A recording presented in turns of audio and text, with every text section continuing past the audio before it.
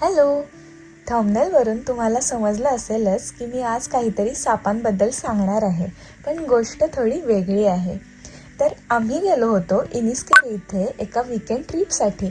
तिथे जंगलात खूप छोटे छोटे हायकिंग ट्रेल्स आहेत. अगदी शांत आणि फ्रेश असं वातावरण.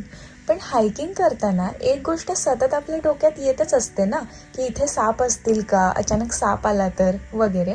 सुरुवातीला पण जेव्हा आम्ही हायकिंगला जायचो तेव्हा मी माझ्या नवऱ्याला विचारलं, अचानक साप आला तर काय करायचं? आणि त्यानं दिलेलं उत्तर ऐकून मी लिटरली शॉक झाले. तो म्हणाला, आयर्लंड मध्ये सापच नाहीयेत.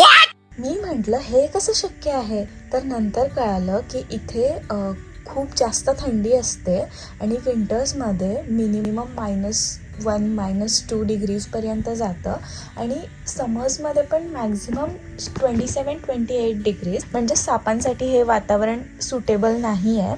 आणि फक्त सापच नाहीत तर पाली, झुरळ हे पण इथे नाही आहेत.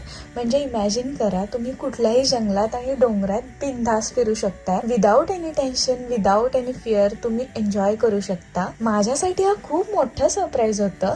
आणि हो, ज्यांना साप, पाली, झुरळ यांची खूप भीती वाटते त्यांच्यासाठी Ireland is a perfect destination.